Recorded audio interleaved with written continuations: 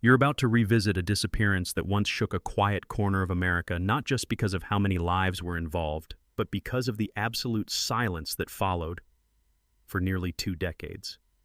A school bus filled with students vanished in broad daylight on a familiar stretch of road. No witnesses, no phone calls, not a single piece of debris. The search soon turned into an obsession, then slowly sank into oblivion. Until an unusually dry summer, when the waters of Flintmore Lake began to recede, revealing a decaying bus lying motionless beneath the mud. No one could have guessed that a tiny detail found on a torn curtain would become the final piece in a puzzle left unfinished for 18 years. If you're ready, join me as we trace each step on a journey to the very end of one of the deepest buried mysteries in Kentucky's history. On May 17th, 2007, the sky over Ashburn Hollow, Kentucky was unusually clear. No one knew it would be the last morning anyone would see that classroom again. 16 high school students, their homeroom teacher, and a bus driver. The field trip to Cedar Rock State Park had been a reward for end-of-year academic performance. The itinerary was simple: depart at 7:30 in the morning, arrive by 9 o'clock, return before sunset. No forest routes, no remote areas. Everything was within cell coverage between small towns connected by Highway 46. But the bus numbered 17 yellow with a Kentucky license plate, and the Ashburn High School insignia never arrived. At around 8:15 in the morning, the destination supervisor began to find it odd that the group had not shown up. By 9 o'clock, they called the school. The principal contacted the police. At that point, everyone still believed it was just a minor issue. By noon, concern turned into shock. An entire bus of people vanished as if they had never existed. No phone signals, no tire tracks, no messages left behind. The bus did not pass through any toll booths, did not appear on traffic cameras. Its GPS system, which should have been active, stopped transmitting after 7:52 in the morning. In less than 5 hours, 18 people were wiped off the map. Media from across the state swarmed Ashburn Hollow. Helicopters, K-9 units, divers, volunteers, all were mobilized in a search operation unprecedented in the county's history. But nothing was ever found. What had happened on that stretch of road, barely more than 40 miles long? That question would haunt this land for the next 18 years. Ashburn Hollow was a small town in southern Kentucky with just over 4,000 residents, surrounded by pine forests, farmland, and dirt roads leading to freshwater lakes. To outsiders, there was nothing remarkable about the place. But to longtime residents, Ashburn Hollow carried an inherent tranquility, a place where everyone knew each other's names, where the local store still ran tabs, and the high school consisted of a single one-story building. Ashburn High sat right by the eucalyptus forest not far from Highway 46, the main road connecting the town to the rest of the county. Life for students here was simple, close-knit, and far less influenced by technology than in urban areas. In 2007, social media had yet to become widespread, and mobile phones were still a luxury for most high schoolers. That made tracking the bus's route all the more difficult. The field trip that year was organized by the school as part of an annual tradition, selecting the top-performing students from each class, along with a faculty chaperone, for a visit to Cedar Rock, a natural park located nearly 60 kilometers away. Cedar Rock was known for its springtime waterfalls trails along Flintmore Lake, and a campsite nestled at the forest's edge. Typically, the trip went smoothly and cheerfully. No serious issues had ever occurred in previous years. That year, the chosen class was Grade 11A, a group of students recognized for both academic excellence and extracurricular achievements. Among them were many whose families had deep roots in Ashburn, with parents who had once attended the very same school. The disappearance of the group was not just a shock, it was a communal wound, one that tore through the shared memory of the small town.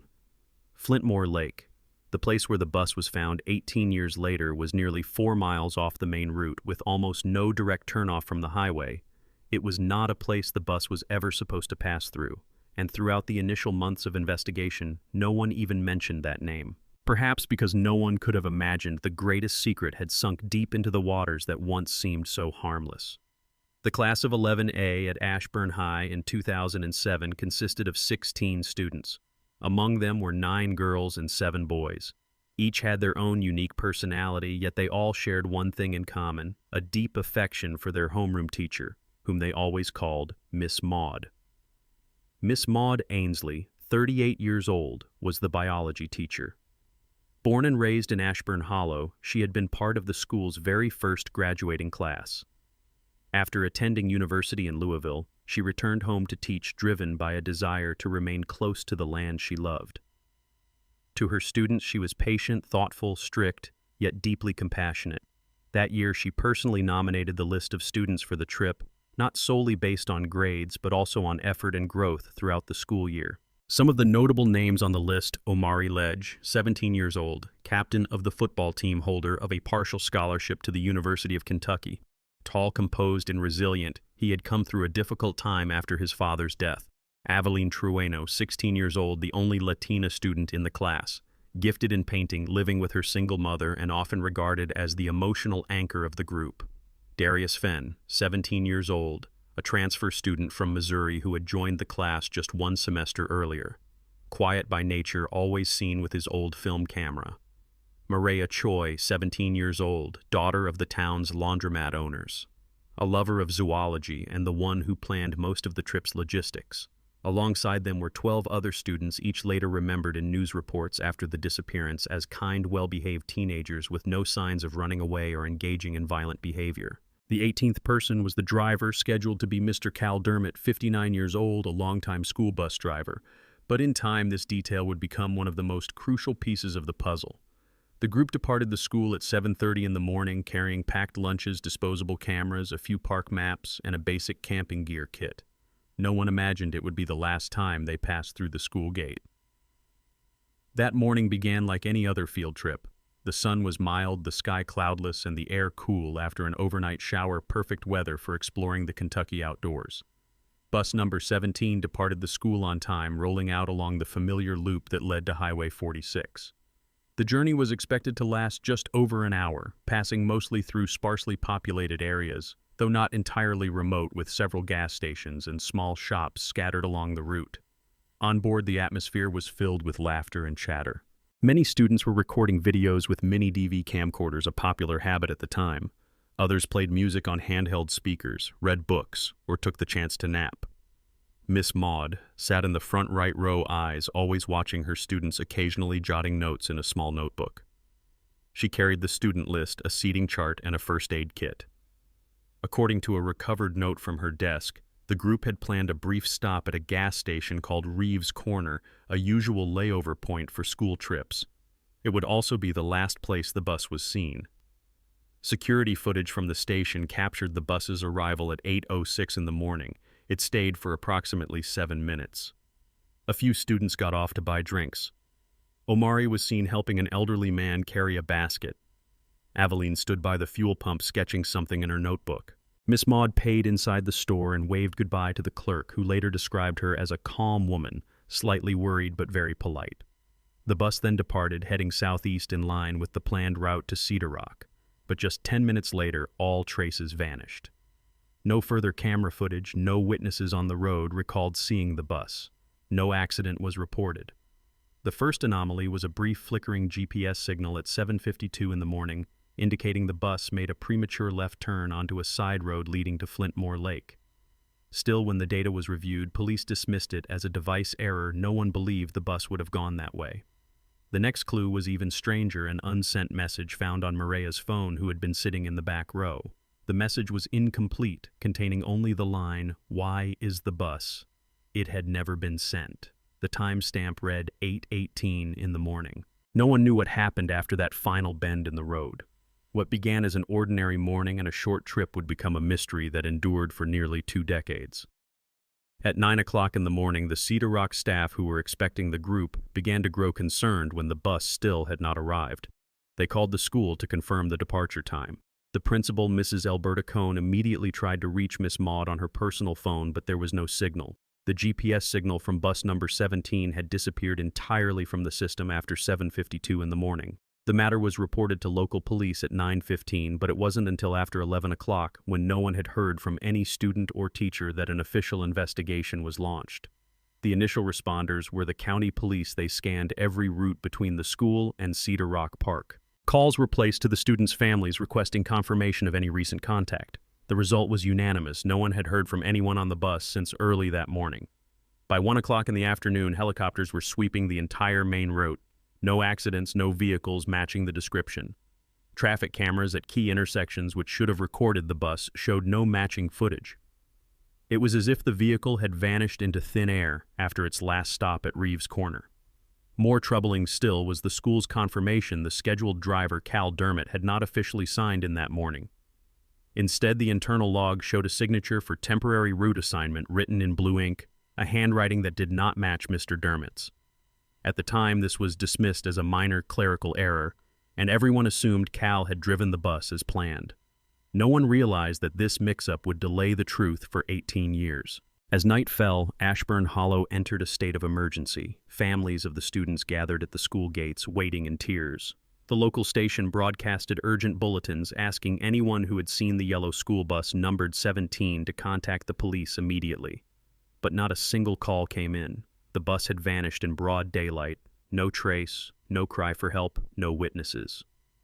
What began as a delay slowly transformed into a mass disappearance unlike anything in the history of the state of Kentucky. The official investigation was launched on May 18, 2007, one day after the bus went missing. The FBI was quickly brought in due to the large number of victims and the potential for federal kidnapping involvement.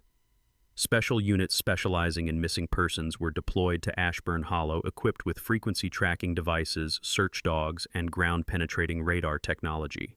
During the first 2 weeks, the entire area between the school and Cedar Rock Park was divided into search sectors, covering roadsides, forest, edges, lakes, and abandoned structures.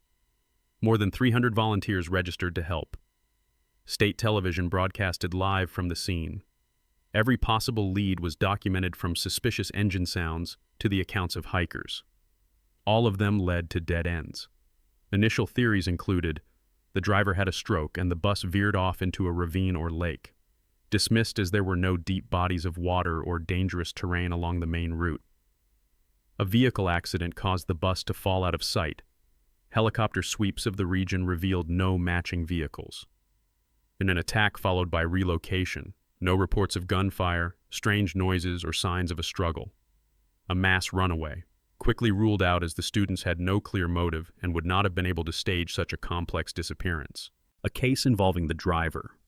At the time, this lacked basis as everyone believed Cal Dermott had been driving the bus.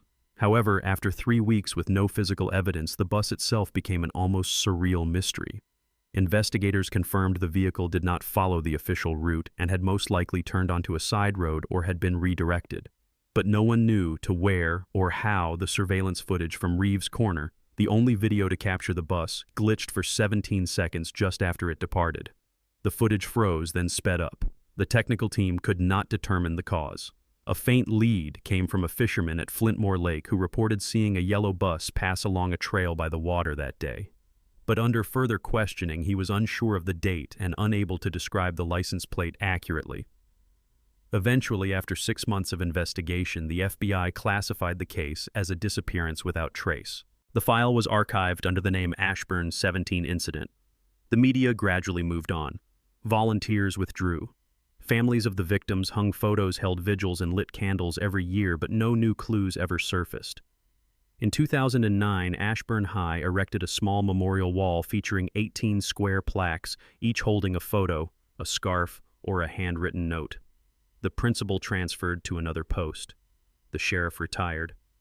Those who remained in the town could only refer to it as the pain without words. The investigation had failed completely, not for lack of effort, but because of the utter silence of the truth.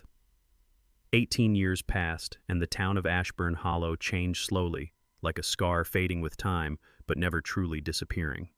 Ashburn High School remained open. Some of the newer teachers had never heard of the number 17 bus incident until they saw the wooden memorial wall in the hallway. The classroom door of 11A had been locked for years, eventually repurposed as a storage room.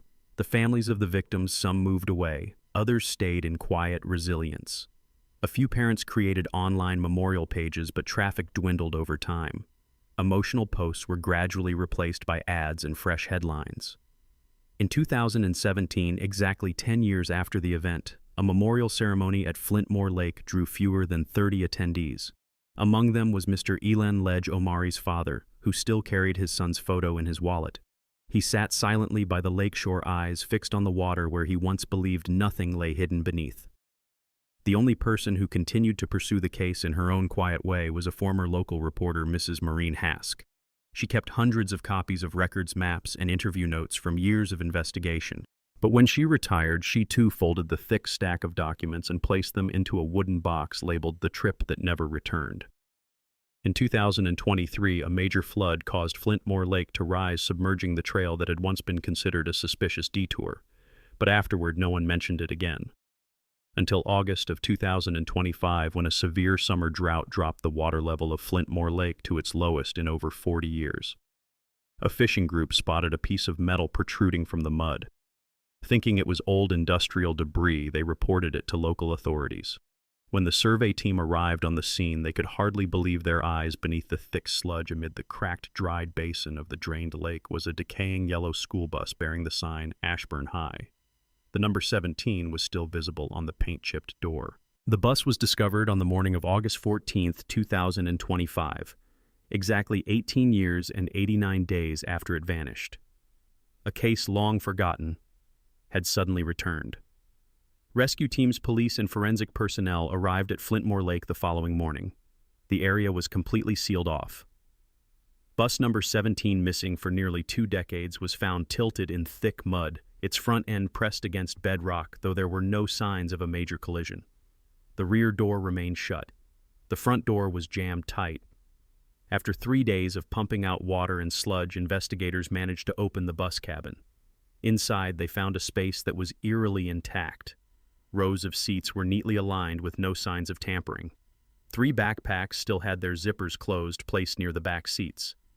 A plastic lunchbox contained a sandwich now grown pale green with mold. A notebook showed faint handwriting, but the ink had become illegible. There were no bodies, no blood, no signs of struggle, only absolute emptiness, making the scene all the more chilling. The first detail to halt the investigators was the curtain on the right side of seat number 7, torn down a narrow slit stained with a dark brown streak resembling blood. The sample was collected and sent to the lab. Meanwhile, investigators discovered something strange. A small plastic comb, blue the cheap kind, was wedged between 2 seats. It showed wear from regular use and had a sticky residue.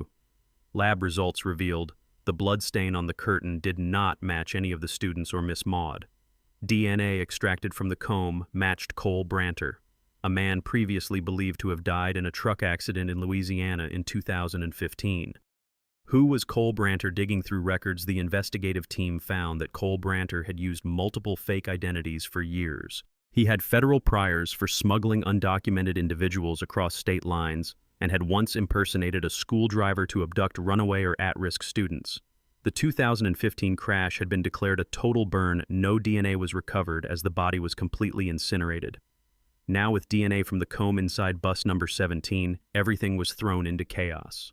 Police re-examined the records from the morning of May 17, 2007, and uncovered a copy of Cal Dermot's leave request submitted the night before left forgotten beneath the inbox tray.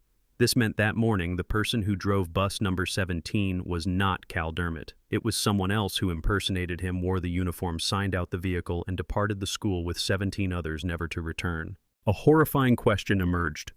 Who took the driver's seat that morning? And for the past 18 years, where has he kept the victims? News about Cole Branter spread rapidly within the investigation circles and to the media. Reporters began revisiting old cases linked to him, from isolated disappearances in Ohio to vague charges involving the unlawful transport of minors. Kentucky State Police formally reactivated the Ashburn 17 incident case file for the first time in nearly 2 decades. Digging through old records, the investigative team re-examined the registry of buses operating in the region in 2007. They discovered that one bus had been reported stolen in Logan County, West Virginia, just 3 weeks before the disappearance occurred. The vehicle identification number eroded on the bus found in Flintmore Lake was reconstructed using laser scanning technology, and it matched the stolen vehicle exactly. This confirmed the bus involved in the disappearance was not the real Ashburn school vehicle, but a counterfeit repainted and rebranded. The emerging scenario: Cole Branter, using a false identity, approached Ashburn High under the guise of a substitute driver. He operated a disguised and modified bus picking up students on the morning of May 17, 2007. After the stop at Reeves Corner, he diverted the vehicle toward Flintmore Lake, a secluded area with no cameras. It was a plan prepared in advance with a hidden location, backroad access, and a flawless vanishing act. But a deeper mystery remained. If this was a kidnapping, why was there no ransom demand? If it was trafficking, why abandon the bus, and why did no one ever return? The answer surfaced from what seemed like a trivial detail. A forensic technician discovered beneath the peeling rubber flooring of the bus a segment of electrical wiring scorched black. Upon further examination, the forensic team concluded that a short circuit had occurred, causing smoke and temporarily disabling the air filtration system. A new theory began to form during the stop at the lake. The bus malfunctioned, causing gas poisoning or oxygen deprivation, rendering the passengers unconscious. If true, Cole Branter may not have anticipated the outcome and was later forced to dispose of the bodies in secret, then sank the bus to erase the evidence. This theory gained further traction when police located an old wooden storage shed over 5 miles from Flintmore Lake on land formerly registered under one of Cole's false identities. Their investigators discovered a large patch of earth that had been dug and refilled, along with a fragment of an Ashburn High uniform shirt buried deep beneath the soil. Police began excavation and uncovered numerous human bone fragments, though heavily decomposed after nearly 2 decades. A bracelet made of paracord engraved with the name Aveline was still intact beneath the damp earth. On October 3, 2025, the county sheriff spoke at a press conference. "We confirm the mass disappearance of 2007 was a deliberate abduction. The perpetrator was Cole Branter, operating under a false identity in a premeditated scheme. All 18 victims have perished. We extend our deepest condolences to the families." The Ashburn 17 incident file was officially closed after 6,717 days. When bus number 17 was raised from the depths of Flintmore Lake, it was as if Ashburn Hollow awoke from a sorrowful dream that had lasted far too long. There was no more waiting, no more fragile hope. Only the truth, barren, merciless, but undeniable. The largest memorial service ever held in the town took place on the grounds of Ashburn High at the end of 2025. More than 600 people attended, including family members, former teachers, alumni, and even those who had once volunteered in the search. A new memorial site was built beside Flintmore Lake, where the bus had remained submerged for 18 years. Etched into it were the words, "They left on a journey that never returned, but the memory of them will never fade." The names of all 18 victims were engraved into a white stone slab arranged in a circle like the bus seats they once occupied. Police confirmed that Cole Branter had indeed died in the 2015 fire, but the truth of what he had done only surfaced thanks to a blood stain, a plastic comb, and a burnt wire hidden within the bus. A deliberate and elaborate plan brought to an end by an accident that forced him to erase the evidence and vanish into death. The case was closed. No further criminal charges. But for those left behind, it was not justice, it was a final act of letting go. The class photo of 11A from that year was restored, reprinted, and placed in a wooden frame that now hangs in the school hallway. 18 faces, youthful, radiant, looking forward as if unaware they would become a permanent part of Ashburn's history. The story had found its answer, but the void it left behind would never be filled. If this story has touched you, share it so that more people may know there are disappearances that seem forgotten, but the truth always finds its way home. And if you wish to keep following these journeys into the traces of memory, don't forget to like the video and subscribe to the channel so you won't miss the stories to come.